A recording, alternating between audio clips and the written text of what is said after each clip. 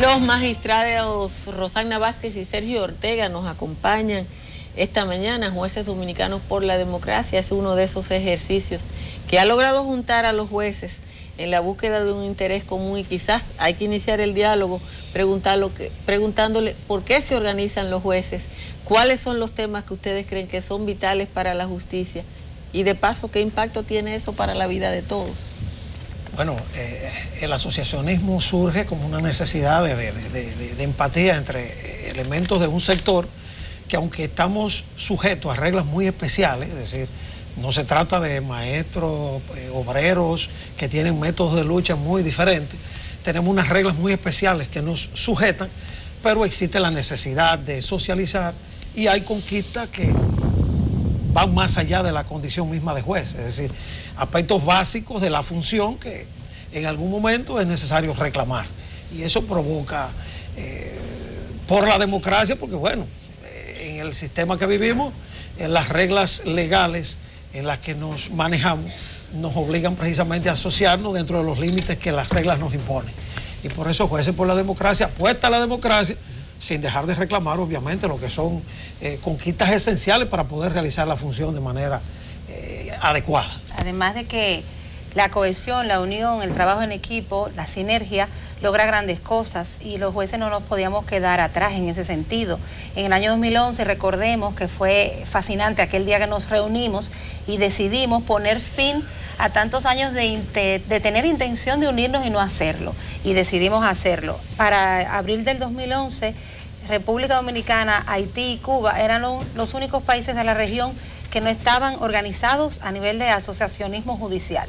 Lo logramos, no ha sido fácil, pero hemos tenido grandes conquistas, también situaciones difíciles, pero al final el balance es positivo.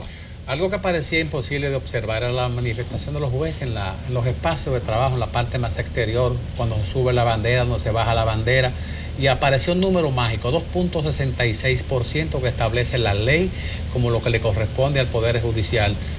Hubo un embarazo en el tiempo que dio a luz la semana pasada con el proyecto de ley de aprobación de ley de gastos públicos que va al Congreso, una reunión en el Palacio, quedó fuera de todo, aparentemente con un mínimo de incentivo al Poder Judicial, casi nada en comparación a lo que dice la ley que hay que darle. ¿Cómo va a continuar la lucha de ahora en adelante después de que se supone que para el próximo año no va a haber un incentivo en lo que le corresponde como cuota en la ley de gastos públicos?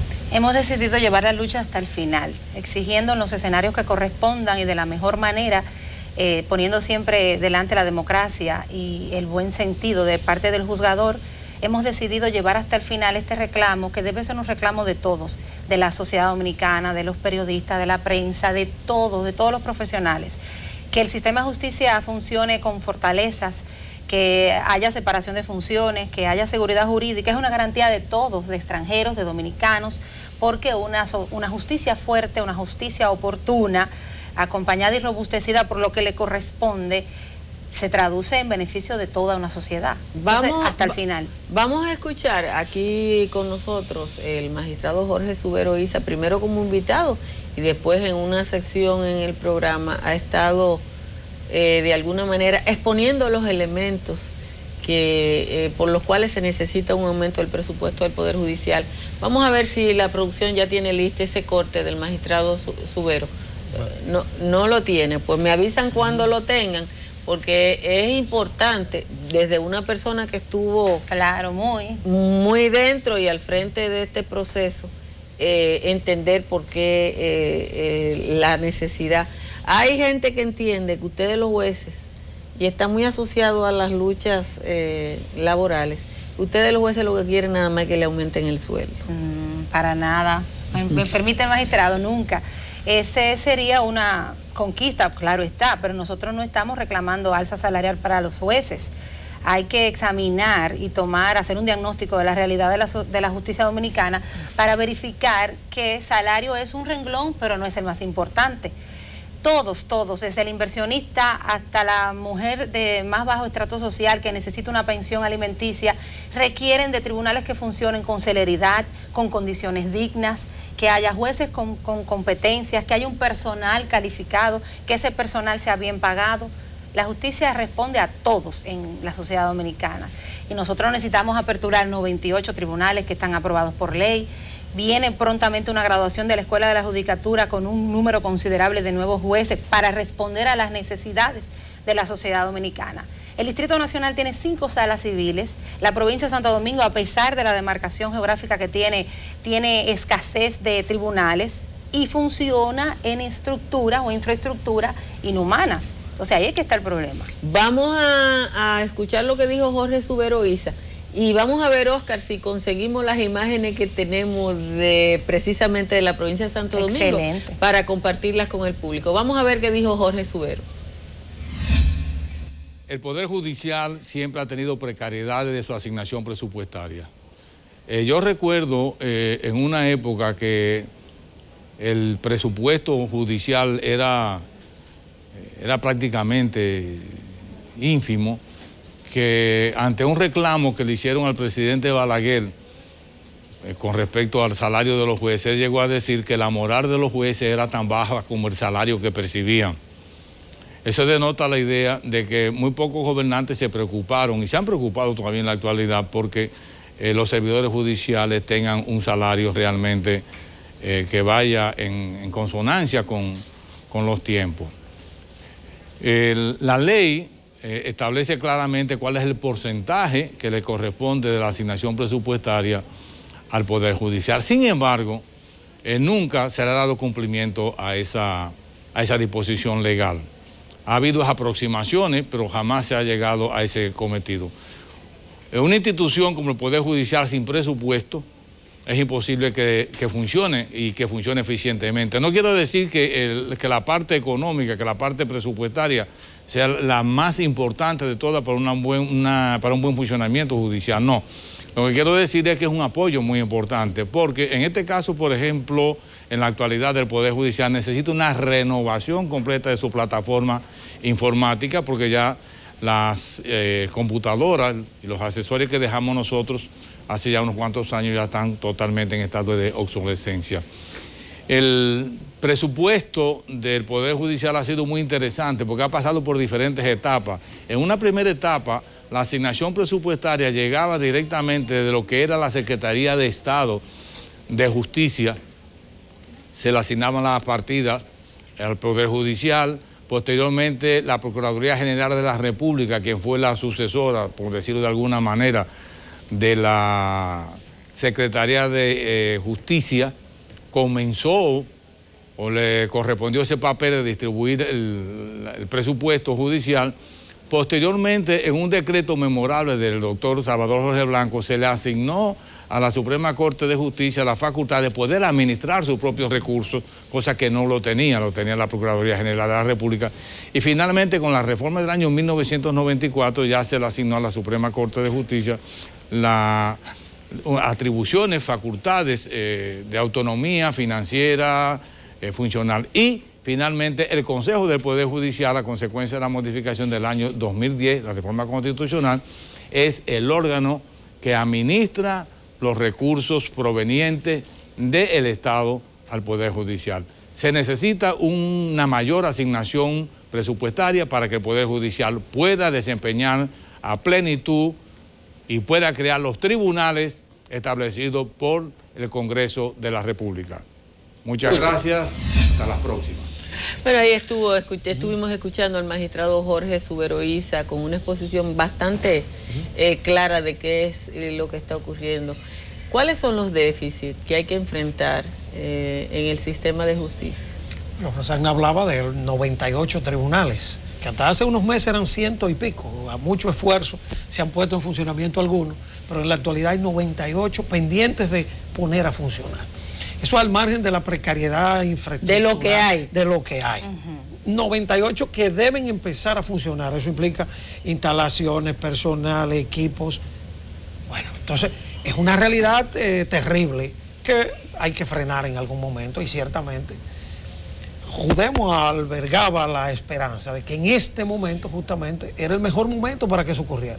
Sabemos que somos un país con ingresos escasos, somos un país pobre, pero resulta que el Poder Ejecutivo, cuando asigna a sus ministerios es bastante espléndido. Asigna a la policía, asigna a salud pública, la propia Procuraduría General. No, eso no tan en mala como ustedes. Sí. No. Este fin de semana hay 2 videos por ahí, lo podemos buscar, de 2 policías que quieren que lo saquen. Quizás por eso le asignaron 3.000 millones adicionales. Sí, pero es una tontería. Bueno, pero al margen de eso, la cuestión es que cuando el Ejecutivo reparte ese presupuesto de un país pobre, no lo hace de forma equitativa.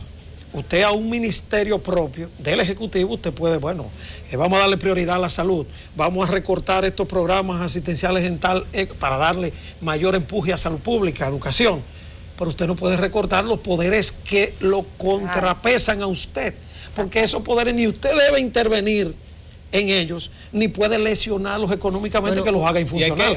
Usted, perdóname Franklin, usted le dio a un punto muy importante que probablemente en la vida el ciudadano común no lo entiende. O sea, usted lo que está diciendo es que en lo que es el ejercicio de la democracia, el Poder Ejecutivo, simplemente controlando el recurso presupuesto, violenta otro de los poderes fundamentales del Estado. Lógicamente, es que la asignación de presupuesto es una garantía constitucional para la funcionabilidad orgánica de ese otro poder.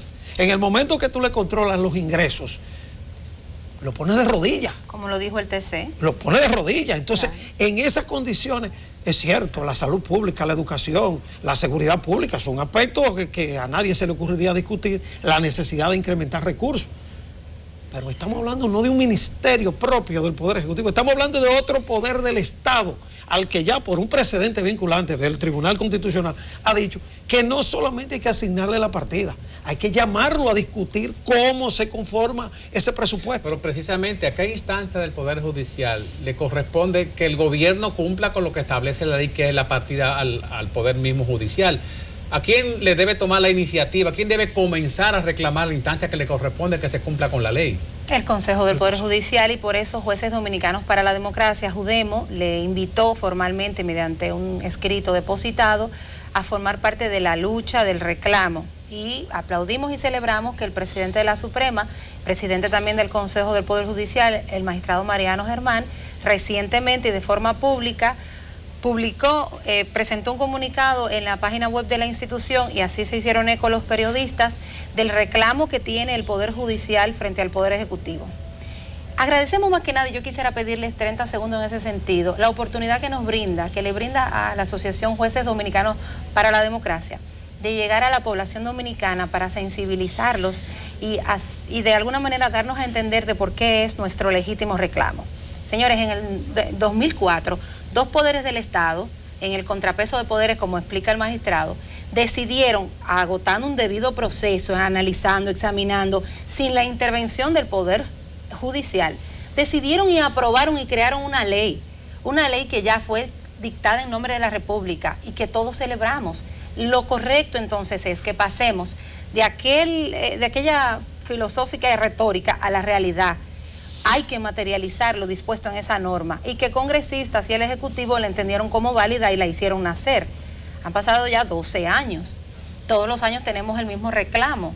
Ya es momento de que conscientemente entren en acción y comprendan que no es un ministerio, como decía el magistrado Sergio, es un poder del Estado que, para poder garantizar que al dominicano le llegue la salud, que al dominicano se le garantice la educación, que al policía que está hoy en YouTube porque no le están cubriendo o le están maltratando se le garanticen sus derechos, necesitamos un Poder Judicial fuerte que tenga esa garantía a través del presupuesto. Y al propio Estado, porque Exacto. el propio Estado va a la justicia a reclamar estabilidad también, va a la justicia tributaria, va a la administrativa. El propio Estado necesita que esa justicia funcione. Exacto. ¿Qué significa? Porque a veces vamos a tratar de aterrizar. Yo creo a veces que el ciudadano que está en su casa, cuando ustedes están hablando de presupuesto para la justicia, no tiene idea del impacto que tiene la precariedad del sistema en la vida común, en la cotidianidad de la gente. Muchísimo. Yo ponía el ejemplo hace un ratito de la madre desesperada que, buscando alimentos, acude a un juzgado de paz. Comienzan diciéndole que tiene que cubrir el gasto del alguacil, porque el Poder Judicial no tiene cómo cubrirlo. En muchos casos el alguacil asignado al tribunal agota la cantidad de traslados que puede, pero no siempre va a poder en atención. Vamos a pararnos ahí. un alguacil tiene una asignación para trasladarse. Humanamente en un mes hará toda la cantidad, le pagan un salario y podrá hacer la cantidad de traslados que le permita diariamente su función. Pero la demanda es mayor. Entonces esa mujer que está buscando alimentos, 1.000, 2.000, 3.000 pesos, que puede parecer insignificante, tiene que esperar.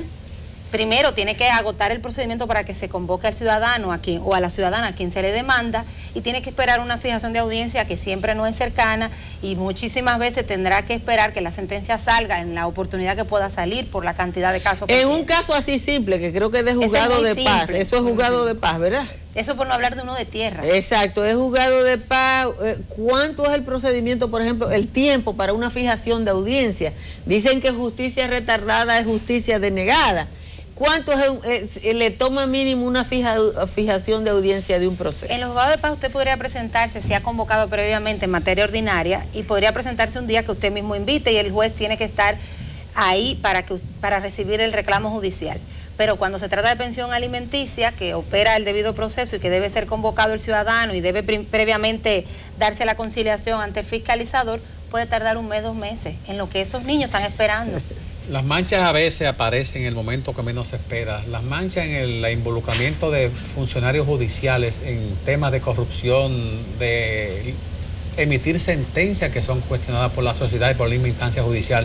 ¿Cómo hace sentir el ambiente de trabajo, las relaciones entre la sociedad y el tren judicial, los jueces? Nos impacta, nos afecta, y lo que nosotros entonces ahí le pedimos a todos es tomar en cuenta que se trata de seres humanos y que la institución ha intentado llevar el papel que le corresponde, que es de perseguir y juzgar adecuadamente. Y nosotros como asociación lo que hemos hecho siempre es exigir que esos juicios sean realizados en apego a la norma, que no se conviertan en retaliación y que no se conviertan en una sanción disfrazada de otra situación, sino que se hagan de la forma más pública y transparente posible. Y lo que pasa es que hay juicios que son de referencia. Sí. Y como son de referencia, son casi de relaciones públicas. O sea, usted, el botón de la muestra, ¿cuál es el botón que más se ve? El que está más para arriba. Pero lo que la sociedad debe saber, Franklin y Altagracia, y le agradecemos que nos permita estar, y Judemo aquí lo quiere llevar a todos, es que podrán aparecer manchas, como dice, que legítimas, de forma ilegítima, pero hay una cantidad inmensa de jueces dando todo por el todo diariamente en los tribunales, trasladándose a poblados lejanos porque quizás no hay en ese lugar un juez que pueda responder la necesidad, abandonando familias, conociendo casos hasta las 9, 10 de la noche sin seguridad, llevándose procesos a su casa para poder completar una cuota o poder responder a la demanda con el mismo salario. O sea, no es que nosotros tengamos un plus por fallar más, fallamos más porque estamos comprometidos, porque estamos interesados. Hay que hacer una encuesta real en la población para ver cuál es qué percibe la sociedad de los jueces, no qué la prensa lleva de los jueces. Los jueces estamos trabajando. No, es que las noticias son las malas. Sí, pero hay que... Las noticias son las malas y las buenas son notas de relaciones públicas. Sí. ¿Cuántos casos en promedio conoce? Ustedes tienen 2 instancias bastante diferentes. Sí. Usted es un magistrado de trabajo, usted está en tierra. ¿Qué cantidad de casos y de procesos? Primero lo de los casos conocen un día, y por ejemplo en un mes ¿cuántos procesos tiene que manejar un juez? Porque es mucha letra. Bueno, eso depende de la materia y del lugar donde está. La provincia de Santo Domingo es emblemática, eso escapa toda estadística posible, porque trabajan en condiciones terribles. En el caso, uno puede hablar del que maneja en el día a día, porque ya yo no recuerdo cuál es la estadística, cómo se está funcionando en tránsito cuando yo estaba ya hace 14 años. Igual una sala civil, una penal, un tribunal colegiado. En la jurisdicción que yo estoy, que es la jurisdicción laboral, conocemos alrededor de 13 a 14 audiencias diarias. Se conocen martes, miércoles y jueves. Y aunque mi tribunal está al día, no tiene un expediente, es decir, el expediente que se conoce en esta semana, en 8 o 10 días está la sentencia fuera. Pero ayer, por ejemplo, nos estaban cambiando el servidor, porque el servidor después de las 11 de la mañana se frisa y ya no se puede ni accesar a internet, ni imprimir un papel, ni una fijación, ni nada después de las 11 de la mañana.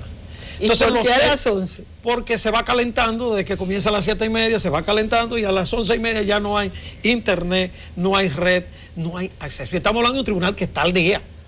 Y ese tribunal tiene esa dificultad. Ayer nos instalaban un servidor el viernes, y bueno, esperamos que eso funcione. Pero haciendo de tripas corazón, consiguiendo un servidor de otro tribunal que ya no lo necesita, o ubicando un CPU. O sea, eso no es posible en un poder del Estado que maneja la seguridad jurídica de un país del que depende la inversión extranjera, del que depende la seguridad tributaria del mismo Estado, de donde dependen los derechos de los ciudadanos. No es posible que un poder como el judicial mendigue equipos, presupuestos, papel. Eso no es posible. No. Entonces, a ese camino es que vamos si seguimos durante 12 años esperando. Darle el 2.66% ahora era como pagar una deuda de 12 años con cheles. Una deuda millonaria de 12 años de atraso en que no se ha cumplido la voluntad del legislador, en la que no intervino el Poder Judicial, era pagar con cheles una deuda de millones. No es la devaluación de ese valor monetario. Exacto. Ya lo que en aquella ocasión significaba 100, ahora son y que 60. Estamos hablando del 2.66 del presupuesto, es decir, del presupuesto que el Ejecutivo decida. Si decidió que son 400, no. El 2.66 mucho menos. Ahora son 711. Estamos hablando de unos 19.000 millones. Y el Poder Judicial apenas reclamaba 14.400. Por debajo incluso del 2.66, porque el Poder Judicial no tenía a ciencia cierta cuál iba a ser el presupuesto, que eso se maneja de manera hermética en los órganos económicos del Estado Ejecutivo. Entonces, obviamente, nosotros albergábamos la esperanza de que el presidente de la República tenía la oportunidad de casarse con la gloria. Así en es. Esta oportunidad. Honestamente se lo confesamos. Y esperamos. Teníamos esa esperanza porque... Bueno, era pagar una deuda con centavos, una deuda millonaria. Bueno, pero quizá al poder político no le conviene una justicia fuerte. Bueno, eso tiene un costo. Si usted quiere, un precio yo se lo pongo así. Al futuro eso tendrá un costo que el Estado dominicano tendrá que pagarlo en algún momento. ¿El Estado o nosotros? Bueno, es que el Estado somos todos. Bueno, el presidente actual no es abogado y tuvimos un abogado que posiblemente tampoco hizo lo que la instancia judicial esperaba que se hiciera. Bueno, precisamente por no ser abogado, a lo mejor podía entender con más sencillez justamente la dinámica que necesitan las cosas para que funcionen. Y el ambiente, perdón, además, en la jurisdicción inmobiliaria, ya el magistrado nos habló de la parte del área de trabajo, justicia en el área de trabajo. En el ámbito de la instancia inmobiliaria. Es una de las jurisdicciones de más movimiento. ¿Y cuánto más recursos económicos se ponen en decisión y en tacto y en delicadeza que la parte del ámbito del magistrado Ortega? Claro que sí, y déjenme decirle que la jurisdicción inmobiliaria recauda a través de las acciones que conoce una cantidad considerable de dinero que el Estado dominicano recibe. Si nos dieran esa partida, nosotros tuviéramos los problemas resueltos. Mensualmente la jurisdicción inmobiliaria del distrito en jurisdicción original, es decir, primera instancia, maneja un aproximado de 650 casos, entre deslindes, que son contenciosos, pero más bien sin litigio, y litis y otras solicitudes administrativas, que mueven el dinero nacional en la República Dominicana. Todo esto que tiene que ver con la parte inmobiliaria se vincula a inversión, se vincula a movimiento, a recaudación de impuestos. Cada actuación, una determinación de herederos, una transferencia, implica para el Estado un impuesto que recibe. Entonces, no entendemos. Ingresos. ¿Cuántos jueces hay? Casi 700. 700 y algo. 700 jueces, ¿para qué cantidad de tribunales? Actualmente 600. Son 11 departamentos, algunos más grandes que otros, pero todavía tenemos cortes de apelación con plenitud de jurisdicción. Eso significa que Montecristi, San Juan de la Maguana y Puerto Plata, 5 jueces conocen todas las materias: penal, civil, laboral, todo. Inconcebible en un siglo XXI tan compleja cada materia. Es decir, son héroes anónimos. Bueno, la verdad es que es una situación que uno no entiende, que a esta altura del juego estén ocurriendo esas situaciones. Ustedes tienen una exhortación. El próximo paso. ¿Qué es lo que van a hacer? Jueces Dominicanos para la Democracia invita a la sociedad a acompañarnos en este reclamo. Estamos sopesando las acciones judiciales a encaminar. Esperamos y tenemos el anhelo de que el legislativo pondere nuestra solicitud, nuestro reclamo, de que se case con la gloria y que asigne el correcto presupuesto que de forma voluntaria decidió, libre y soberana, en el 2004 a través de una ley, y que ya el Tribunal Constitucional de la Nación, que es el tribunal que nos supervigila en el tema de respeto de derechos fundamentales, ya estableció y desarrolló en una sentencia, la número 1 del año 2015, estos principios y que garantiza el cumplimiento de esta norma. Yo le voy a hacer una pregunta tonta, que no acabó el tiempo, pero el director que nos dé un chance. ¿Cómo falla en función de la ley un juez donde el gobierno central viola una ley? Muy buena pregunta. Bueno, es difícil reclamarle al ciudadano O sea, que se cruza en ¿cómo tú tránsito. le dices al ciudadano que cruzó en rojo que violó la ley si el gobierno está violando la ley? ¿Cómo se hace eso? Es complejo, es complejo. Ahí entra en juego la ética, la moral, el respeto, la validación, la legitimación. ¿Cómo de me los pide el poderes. Ministerio Público a mí cuando me somete que no viole la ley cuando el jefe de él viola la ley? Nosotros lo que nos hemos abanderado el cumplimiento de la ley y vamos a seguir haciéndolo. Queremos instituciones fuertes, sólidas. Los jueces vamos a trabajar siempre de la mano de la norma y por eso la vamos a exigir en todos los escenarios. Un día de más y estamos aquí y agradecemos el espacio porque la sociedad debe acompañarnos. El magistrado Mariano Mejía ha dicho que apoya su lucha, pero que no quiere ver los jueces con los brazos para arriba, un piquete. Bueno, hasta él tendrá que levantar los brazos también en algún momento, porque esta lucha, por lo visto, si la coordinación falla y hay no hay respeto entre las instituciones, la lucha tendrá que llegar hasta lugares de confrontación frontal en algún momento. Bueno, pues muchísimas gracias. Hablamos con los magistrados Rosana Vázquez y Sergio Ortega.